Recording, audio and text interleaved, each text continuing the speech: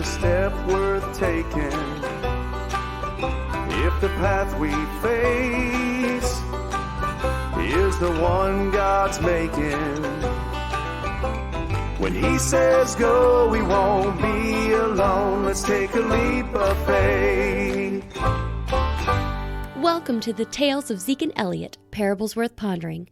Best friends Zeke and Elliot are two frogs that have many adventures around Bicker's Pond. I'm Leah. Come with me as we look through the lens and consider the stars.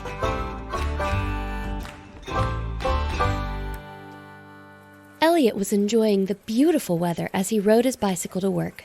The sun was hot, but there was a perfect breeze blowing on his face. He had just come over the hill, heading down toward the pond, and was traveling over some pebble walkways. Out of the tall grasses, three youngsters, Freddy, Petunia, and Ivy, ran, pulling a kite behind them. They didn't see Elliot, and he didn't see them until it was too late. He tried to avoid hitting them and veered to his left straight into a ditch, sending him careening over the handlebars. He hit the ground with a thud and heard the crack of his elbow as he landed. Elliot, are you okay? Oh no, look at that. Sorry, Mr. Elliot. Look at your arm. Mr. Elliot, we're sorry. Your arm is the wrong way. We didn't see you. I'll be all right. Can one of you help me? Or maybe go get some help? I'm not sure I can get up. I'll go get Mr. Zeke. I'll get Dr. Bard. Oh, my arm. I'll get your bike, Mr. Elliot. We are really sorry. It was an accident. Yes, I know. What were you kids doing anyway? Shouldn't you be in school? We were flying a kite. No school. It's conference day. Or Mr. Marvin talks to the parents about our grades. Could you help me sit up a little? You don't seem too happy. Most kids love a day off school. Oh, I love days off, but conference day usually means I'm going to be in trouble when I get home. Bad grades. Yep, I'm just not good at any of it. Don't you like any of your subjects? Math, science, anything? No, I can't do any of it right, and I never sit still, or that's what my mom says. Well, what are you interested in? What hobbies do you have? You'd laugh if I said. Freddy, do I seem like I'm going to laugh at anything right now? I guess not. So, come on, let's hear it. I like the stars, in the sky. Planets, the moon, comets. That sounds pretty scientific to me. I guess, but that's not the kind of stuff we're studying in science. Even if we were, I don't know if it would make any difference. I'd rather be outside. Doing hands-on stuff? Yeah, I try to tell my mom and dad that, but I think they feel like I'm trying to get out of doing my work. Are you? Maybe sometimes? Well, yes, sometimes. I don't know what's wrong with me. Freddy, nothing is wrong with you. You're a pretty typical sounding boy. The classroom stuff is important too, though. And Mr. Marvin puts a lot of work into it. Oh boy, now you sound like my parents. There's Mr. Elliot. See him ahead? He's right over there. Elliot, are you okay? Okay, Elliot, I need you to tell me where it hurts. Everywhere.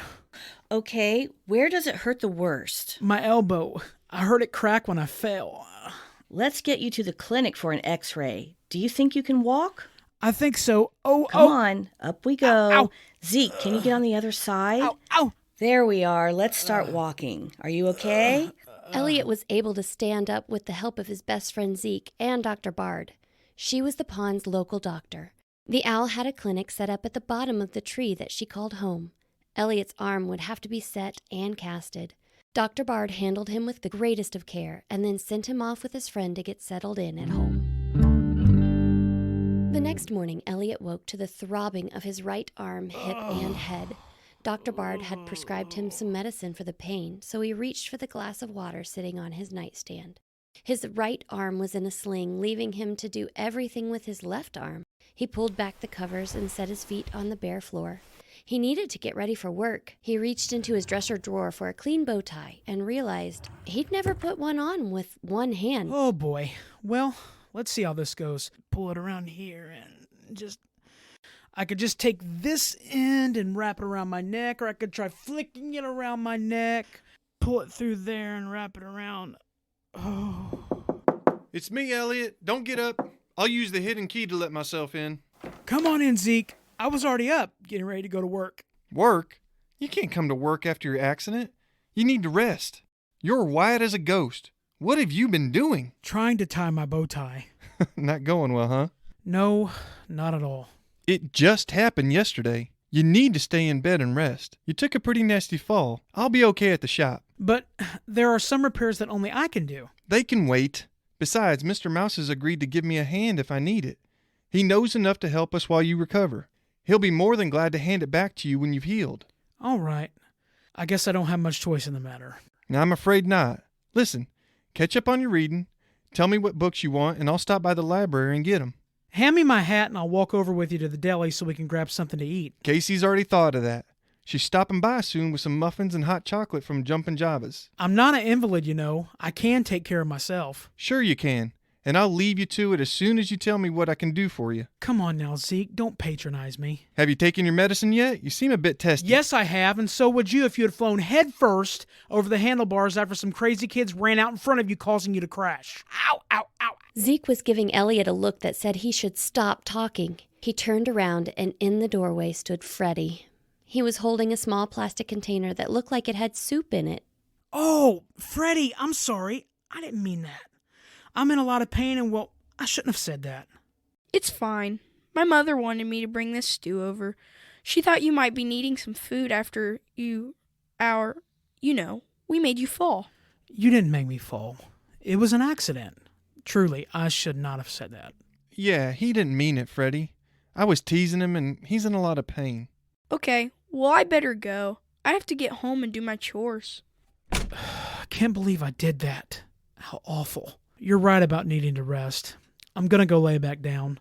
Close the door when you leave, Zeke, and ask Casey to just leave the food and hot chocolate on the doorstep. Zeke left his friend's house and went in search of Casey. His friend wasn't himself, and it wasn't just the pain. He knew that Elliot was worried about his job. He wouldn't want to let people down, and worse, he wouldn't want to feel useless. He wasn't sure what to do, so he prayed for his friend and asked God to take care of him. Hours later, Elliot woke up and looked at the clock on his wall. He couldn't believe he'd slept that long. He got up and suddenly realized how hungry he was. He went to the door and opened it and saw that Casey had indeed brought some food and coffee for him. He then saw the plastic container with the soup that Freddy had brought, and he felt bad once again for speaking so harshly. God, I'm so sorry I said those things to Freddy. Those kids were just playing, and I'm feeling sorry for myself and spoke out of anger and pain. Please guard my lips to speak words of kindness and encouragement. Amen. Coming. Give me a minute.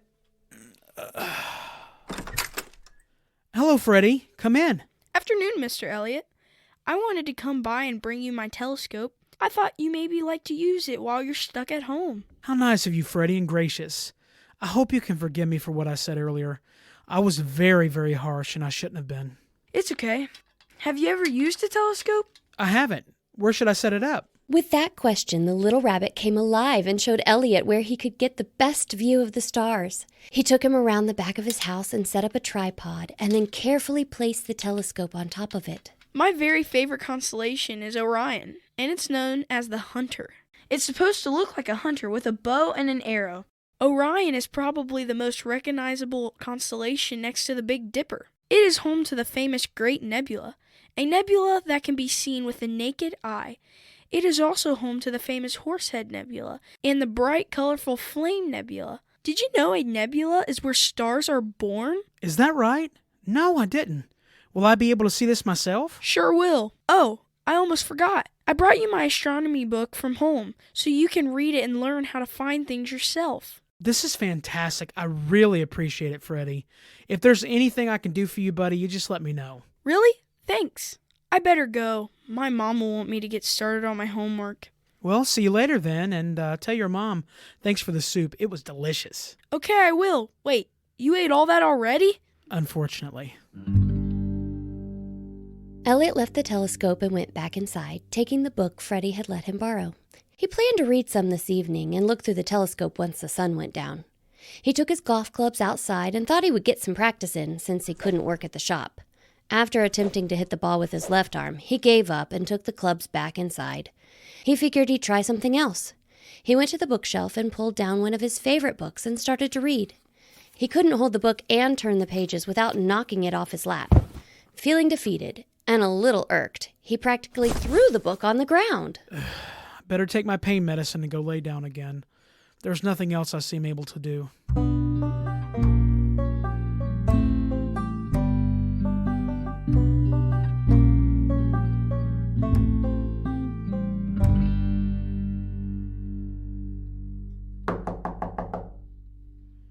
What?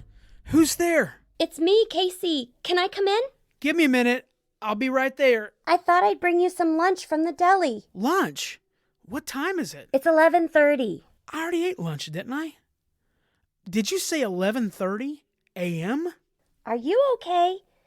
Did I wake you up? I can come back later. No, come on in. Really, I don't mind coming back later if you'd like. I stopped to bring you lunch. What day is it? Sunday? So I missed church? Yes, that's one reason I stopped by. Are you okay? Yeah, I think so. I guess I slept through most of yesterday and half of today. I wanted to check on you and see if you might like to play a game of chess.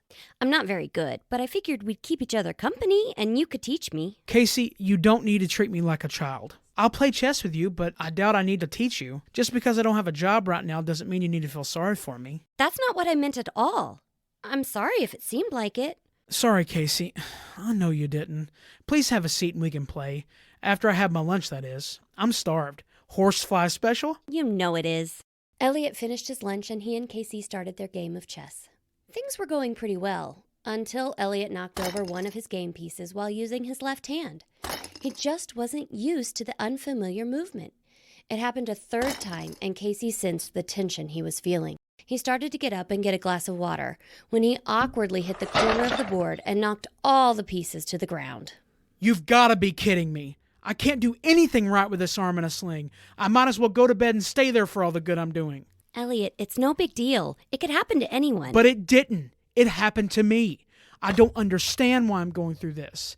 There's work I need to get done. I have a job I can't do. I can't read a book on my own. You and others have to bring me food. And now look, you're cleaning up my mess. I'm going to finish cleaning this up. I know you aren't feeling yourself. Do you remember how the board looked? Maybe a little. The way I remember it, I was close to a checkmate. Really? That's not the way I saw it. I had just taken your knight. See? Your brain is working perfectly. Now let's finish this. By the time they'd finished their game, Elliot was feeling a little more confident using his left hand. Casey had insisted upon making him a simple dinner of items from his pantry. He was feeling tired, but remembered it was trash night, so he gathered the garbage. As he dragged the bag through the back door, he was feeling pretty good about his ability to accomplish this small chore. But all of his confidence crumbled when he tried to swing the bag into the can. His swing had missed the mark and knocked the trash can over, ripping a hole in the bag and scattering the garbage everywhere. No. This is ridiculous. I can't even do the simple task of taking out the garbage. I'm useless. Elliot angrily picked up the trash with his one good arm. It was spread clear across the back lawn, and by the time he was finished, the sun had set. He threw the last piece of garbage into the trash can and sank to the ground, exhausted. When he looked up, the clear sky revealed a beautiful starry night. I forgot about the telescope. This looks like an awesome night to stargaze. Elliot rolled to his feet and walked to the telescope that was still set up. He peered through the eyepiece and studied the bright dots shining down. I have no idea what I'm looking at. The curious frog went inside to find the book Freddy had loaned him. He placed it on the kitchen table and opened the cover. On the blank page, he read a note from Freddy's parents. To Freddy, consider the stars. Isaiah 40:25-31. God the Holy One says, can you compare me to anyone? Is anyone equal to me? Look up to the skies. Who created all these stars? He leads out all the army of heaven one by one. He calls all the stars by name. He is very strong and full of power, so not one of them is missing. Why do you complain? Why do you say, the Lord does not see what happens to me? He does not care if I am treated fairly? Surely you know. Surely you have heard. The Lord is the God who lives forever. He created all the world. He does not become tired or need to rest. No one can understand how great his wisdom is. The Lord gives strength to those who are tired. He gives more power to those who are weak. Even boys become tired and need to rest. even young men trip and fall. But the people who trust the Lord will become strong again. They will be able to rise up as an eagle in the sky. They will be able to run without needing rest. They will walk without becoming tired. Lord, please forgive my complaining and help me find purpose in this situation. Thank you for always hearing my prayer and caring about me. You are the God who numbered the stars. Please give me your strength as I am weak and wisdom to know when I need to rest. When Elliot went to bed that night, he fell asleep reassured that he wasn't alone and that God would help him as he recovered.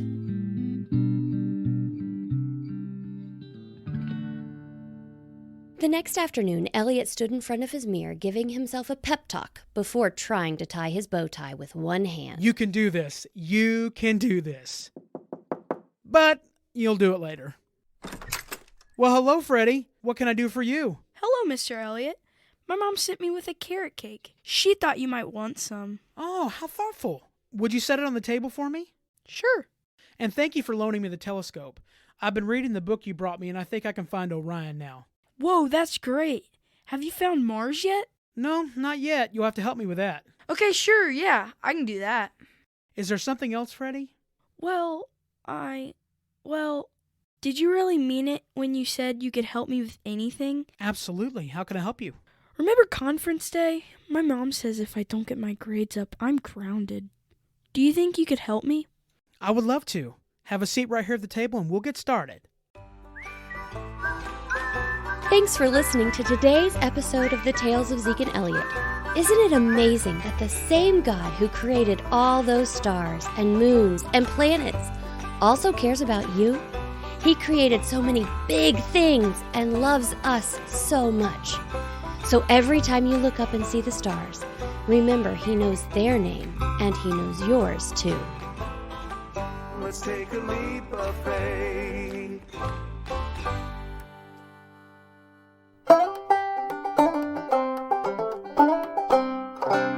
Welcome to Insightful Information with Kelly and Candy.